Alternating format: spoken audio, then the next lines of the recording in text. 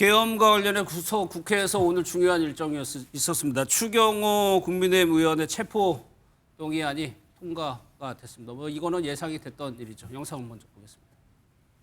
의석을 정돈해 주시기 바랍니다. 성원이 되었으므로 제13차 본회의를 개의하겠습니다. 표결을 위해 본회의장에서 대기하던 소속 의원들에게 접촉하여 본회의장 밖으로 나오도록 유도하는 방법으로 의원들의 심의 표결권 행사를 방해하는 등 비상겸 해제를 막으려는 윤석열의 내란 행위에 협력하여 내란 중요 임무에 종사했다는 것입니다. 무엇보다 저는 계엄 당일 우리 당 국회의원 그 누구에게도 계엄 해제 표결 불참을 권유하거나 유도한 적이 없습니다. 국민의힘 의원 그 누구도 국회의 계엄 해제 표결을 방해한 사실도 없습니다. 수고하셨습니다. 그러면 이 안건을 국회법 제110 국회의원 추경호 체포 동의안은 가결되었음을 선포합니다.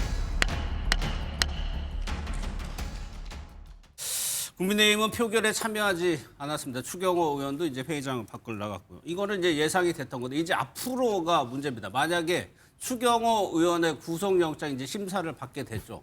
그 결과에 따라서 정치권에 미치는 영향이 상당할 것 같은데 오늘이요. 그 여야 대표가 관련해서 서로에 대해서 상대당에 대해서 경고하는 얘기들을 했습니다. 어떤 내용인지 한번 들어보겠습니다. 오늘 본회의에 추경호 전 원내대표에 대한 체포 동의안이 상정됩니다. 거대 여당은 이번에도 힘으로 가결을 밀어붙일 것입니다. 46년 전과 똑같은 나비 효과가 다시 일어날 것입니다. 이것은 단순한 가결이 아니라 이재명 정권의 생명을 단축하는 정권 몰락의 트리거가 될 것입니다. 국민의힘이 일말의 반성과 사과도 없이 추경호 전 원내대표에 대한 체포 동의안 표결을 거부하겠다고 하는 모양입니다. 참 염치도 없고 뻔뻔한 정당입니다. 반성과 사죄가 없는 자에게는 남은 것은 법적 처벌과 책임뿐입니다. 먼저 이준호 대표님께 여쭤볼게요. 이제 체포영장 구속영장 심사를 할 겁니다. 지금 국힘 분위기로서는 기각될 거라고 좀 확신하는 분위기예요? 네, 기각될 거로 좀 확신하는 분위기입니다. 왜냐하면 일단 이제 윤석열 전 대통령이 이제 공판에서 얘기를 했죠.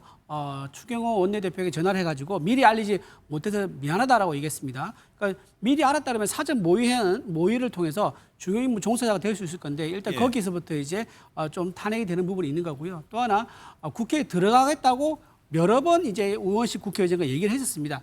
원래는 1시 반까지 오라고 해서 1시 반을 준비하고 있다가 우원식 의장이 30분 당겨서 1시까지 오라고 그럽니다. 그래서 우원식 의장이 그래서 추경호 원내대표가 들어가겠다. 1시까지 들어가겠는데 경찰에 맡겨서 못 들어가니까 경찰을 풀어달라라고 하니까 우원식 의장이 그건 알아서 뚫고 들어와라라고 또 했다 그러는 거예요. 그러니까 우원식 국회의장한테도 본인이 참석하겠다는 뜻을 이미 밝힌 거죠. 근데 이런 부분까지 사전에 알지도 못했고 본회의장에 들어서 표결하겠다 의지도 보여줬는데 어떻게 이게 내란 주요 이제 임무 종사자로 될 수 있겠느냐 상식적으로 판단한다 그러면 이거는 기각돼가지고 99%.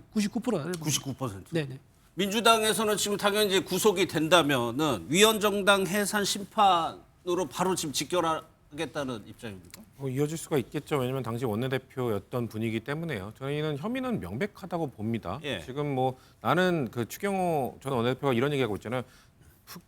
투표에 불참하라고 말한 적이 없다라고 말하지만 투표에 불참하도록 유도한 거예요. 그러니까 아까 우원식 국회의장에게 참여하겠다고 말했지만 말과 행동이 다르지 않지 않았습니까? 모든 거기 정말 참여하고 싶었던 사람들은 담을 넘어서 다 들어갔습니다. 담을 넘어서라도 들어갔는데 본인은 추경호 대표는 계속 시간을 부족하다 밀어달라 하면서 결국 이 탄핵에 찬성한 그러니까 계엄해제에 찬성한 그 18명의 의원들 말고는 아무도 안 들어갔습니다. 그리고 그러고 나서 당사로 다시 모이라는 문자를 보내면서 사실상 혼란을 유도한 죄에서 전 자유로울 수 없다고 생각하고요. 저는 오히려 아까 장동혁 대표에게 물어보고 싶습니다. 장동혁 대표는 계엄해제 투표 찬성했던 분이거든요. 그러니까 계엄해제 투표 찬성했다는 건 뭡니까? 계엄이 잘못됐다고 생각해서 본인은 계엄해제 투표에 찬성했던 건 아닙니까? 투표에 참여했던 건 아닙니까? 근데 그렇다면 왜 본인과 같은 소속에 있는 정당의 다른 의원들은 오지 못했는지 반성해야 되는 것 아닙니까? 그 원인에 대해서 들여다봐야 되는 것 아닙니까? 혹시 추경호 당시 원내대표의 문자 때문에 못 들어온 건 아닌지 본인이 생각했던 계엄에 이거 막아야 된다고 생각했던 본인이 참여했던 투표에 본인의 당 의원들이 못 간 거에 대한 반성은 이런 것도 추호도 없이 그냥 이런 지적만 하는 것이 장동혁 대표는 왜 작년에 12월 3일에 장동혁 대표와 장동혁 의원과 네. 지금의 장동혁 대표는 왜 이렇게 태도가 다른 거죠? 그리고 변해버린 장동혁 대표에 대해서도 국민들께서 의구심을 갖고 계실 거라고 생각을 하고요. 네. 다만 전 그런 거 있습니다. 혐의가 명백하다고 해서 바로 구속으로 이어지는 건 아니죠. 아마도 증거인멸의 염려나 이런 것들 사건의 중대성이나 도주의 우려로 봤을 때 그 법원에서 추경호 전 원내대표와 관련된 증거나 이런 것들은 충분히 확보했다. 지금 증거인멸을 추가적으로 할 사항은 아니다라고 판단할 수도 있기 때문에 저는 뭐 구속이 100% 될 거라고 보진 않습니다만 일단 혐의는 명백하다고 저희는 보는 겁니다. 알겠습니다. 만약에 이제 추경호 의원의 구속영장 실질심사 결과가 어쩌면 12월 3일에 나올 가능성도 있습니다. 그날은 아시다시피 비상계엄이 선포된 1년이 되는 날이기 때문에 여러모로 해가지고 굉장히 좀 상징적인 날이 될 것 같은데 그럼 1년을 맞아서 국민의힘에서는 어떻게 해야 될 것이냐 여기에 대해서 여러 가지 의견들이 좀 나오고 있는 것 같습니다. 먼저 김재호 최고위원 등의 좀 얘기를 한번 들어보겠습니다. 분열상 내지 극단적인 그 다툼의 현장도 있었거든요.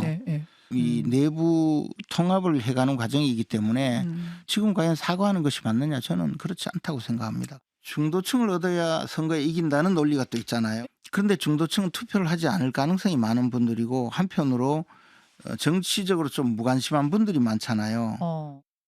우리 당이 지금 해산이 될지 안 될지 모르는 위기에 처해 있습니다. 무엇에 집중해야 될 것인가에 대해서도 깊이 있게 생각을 해봐야 되는 문제고 저는 우리의 강한 결속력과 단합이라고 생각을 합니다. 그리고 국민들께 우리의 진정어린 어떤 말씀을 드릴 기회는 얼마든지 있고 그게 꼭 1년이다 100일이다 이런 게 아니어도 된다고 생각을 합니다. 사과에 대한 요구가 많아서 누군가 사과해야 된다면 저 김민수가 사과하려고 합니다. 국민 여러분, 우리 보수정당이 이재명 같은 자를 대통령에 앉혀서 죄송합니다. 사과해서 이길 수 없습니다. 고개를 숙여야 이기는 것이 아니라 당당히 맞설 때 이기는 것입니다. 지금 보면 국민의힘에서 뭐 당직 직책이 있는 분들하고 그렇지 않은 분들하고 목소리가 조금 다르는 것 같은데 직책이 있다는 건 지도부라고 볼 수도 있는데 이준호 대표 지금 지도부의 분위기는 어때요? 계엄 사과와 윤석열 전 대통령과의 관계 문제에 대해서 기존의 입장이 그대로입니까? 아니면 약간 전향적인 모습을 검토하는 겁니다. 모든 가능성을 열어두고 의견을 수렴하는 중입니다. 그 송원석 오늘 이제 원내대표가 의원 전원 대상으로 해가지고 사과에 대한 여론조사를 한다 그랬거든요. 일일이 다 물어봐가지고 어떤 식으로 사과하면 좋겠느냐, 사과의 수위는 어느 정도가 좋겠느냐, 또는 사과를 하지 않으면 좋겠느냐 등등 이렇게 여론조사를 해서 의견을 사과 여부부터. 네, 여부부터 사과를 한다면 수위, 어떤 수위? 그렇죠. 수위 그리고 사과의 내용이라든가 이제 이런 것들 포함해가지고 다 의견을 모아가지고 아마 하려고 하는 것 같아요. 그래서 지금 장동혁 대표가 전국 이제 순회 투쟁을 하고 있지 않습니까? 전국 순회 투쟁하는 것도 전국의 민심을 직접 들어보겠다. 과연 이제 국민의힘에 대해서 국민들이 요구한 게 뭐냐? 지금 비상계엄 선포된 지 1년이 되는데 그 1년 이 시기에 맞춰서 우리가 메시지를 내는 것이 무엇이 좋겠느냐 이런 의견을 취합한 과정이기 때문에 아직 한 일주일 정도 남았습니다. 그래서 의견이 다 취합된다 그러면 주말 정도 지나고 나면은 방향이 구체적으로 나오지 않을까 싶습니다. 107명 현역 의원을 말씀하시는 거죠? 현역 의원들이죠. 그러면 이게 뭐 다수결로 뭐 어떻게 하는 겁니까? 사과해야 된다는 의견이 많으면 그거를 더 뭐 선작을 하는 건가요? 그거를 좀 더 비중 있게 보겠죠. 그리고 당원들도 의견을 더 취합도 하고요. 또 이제 우리 당원들 요즘 적극적인 목소리를 내고 있거든요. 국회의원들도 당원들한테 의견을 모아서 아마 본인 입장을 낼 거예요. 그러니까 자기 혼자 자기 생각만 내는 게 아니라 지역에 있으면 지역 의견을 모으고 그렇게 해서 의견을 낼 거기 때문에 그걸 의견 모아서 아마 종합하지 않을까 싶습니다. 또 일각에서는 사과 메시지를 내야 된다. 또 목소리를 또 강하게 내는 분들도 있습니다. 그 목소리도 한번 들어보겠습니다. 지도부가 12월 3일 날 반성과 사과의 메시지를 내기를 기대하는 의원들이 많고요. 지도부의 그러한 입장 기다리고 있는 의원들이 많습니다. 대다수의 의원들이 내야 된다라고 생각을 하고 있을 겁니다. 의원님, 윤호개인 세력이 흩어지면 국민의힘이 망합니까? 저는 망하지 않는다라고 생각합니다. 박근혜 대통령이 탄핵당한 이후에 2017년에 대선, 2018년에 지선, 2020년 총선을 내리 엄청나게 졌습니다. 그러니까 한 3, 4년이 굉장히 많은 반성과 성찰이 있었기 때문에 저는 국민들이 2022년 대선에 힘을 실어주셨다고 생각합니다. 저는 그만한 반성과 쇄신이 부족했지 않나 이런 생각합니다. 저는 지도부에서도 이 사과와 성찰의 메시지가 나가면 좋겠고요. 그게 안 된다고 한다 그러면 의원들이 개별적으로 목소리를 내는 것도 저는 필요하다고 봅니다. 김재섭 의원의 얘기를 들어보면 지도부에 일단 요청을 하지만 지도부가 받아들이지 않는다고 하면은 별도로 개별적으로 성명이나 입장을 낼 수 있다는 얘기거든요. 제가 볼 때 초재선 의원들 조금 더 빨리 해야 될 것 같고요. 왜냐하면은 지금 장동혁 대표 체제는 사과를 하기 굉장히 좀 힘들거든요. 왜냐하면 까딱 잘못해서 사과를 하게 되면 만약에 국회의원들에 대한 여론을 수렴한다고 하지만 본인들이 당 대표가 되는 과정에 있어서의 어떤 강성 지지층들의 어떤 뭐 기대나 이런 것들 저버리게 되고 하기 때문에 저는 아마 만약에 국회의원들 107명에 대한 여론조사를 했는데 뭐 기업 사과로 하라고 한다고 해서 사과를 하게 되면 저는 장동혁 대표 체제에 대한 불신으로 이어질 수도 있거든요. 그래서 저는 지금 초재선 의원들이 지금 조금 비겁한 침몰을 하고 있다고 보이는 게 지금 저렇게 김재섭 의원이라든가 김용태 의원처럼 띄엄띄엄 얘기할 사항이 아니거든요, 지금. 과거에도 보면 이명박 정부 때도 보면 초재선 의원들 모임이었던 민본 21이라든가 또는 남경필 의원 등이 활동했던 미래연대 등에서 이렇게 당 지도부의 결정이 조금 잘못된 방향성을 잡고 있으면 거기에 대해서 쓴소리들이 막 나왔었는데 지금 저분들을 보니까 띄엄띄엄 얘기하고 있는 그런 상황으로 보이거든요. 저는 아마 지금 장동혁 대표 체제는 보니까 국민의힘이 탄핵을 이번에 한 번이 아니고 두 번째 당하기 때문에 지난 2016년 박근혜 대통령 때의 탄핵에 대해서 좀 잘못된 학습 효과를 갖고 있는 게 아닌가 보이거든요.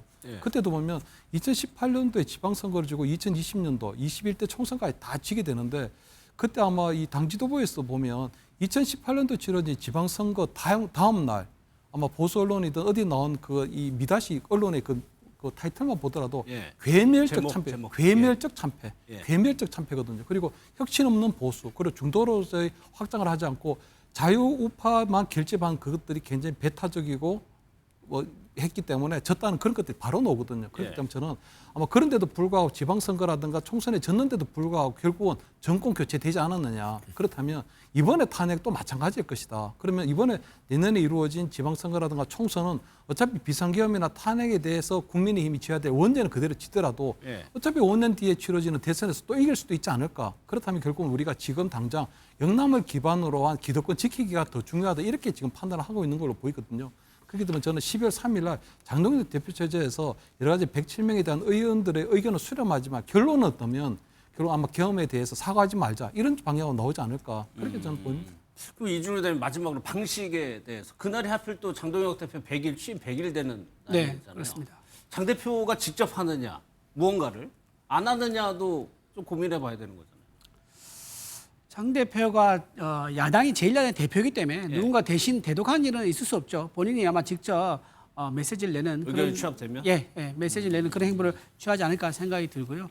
아까 말씀하신 것 중에서 김재섭 의원이 얘기한 것 중에서 3년 내로 우리가 졌다라고 얘기하는데 그 결과를 나중에 그 3년 내에 우리가 반성했기 때문에 나중에 정권을 가져왔다. 그러니까 대선 승리했다고 얘기하지 않습니까? 근데 그게 단순히 그 이유만이 아니에요. 왜냐하면 문재인 정권 때에 여러 가지 실적이 있지 않습니까? 부동산부터 해서 경제 그리고 다시 조국 사태로 대변되는 젊은 청년들에 대한 불공정에 대한 어떤 그 큰 이제 상처 이런 것들 때문에 다 종합돼 가지고 우리가 정권을 가져올 수 있었던 거거든요.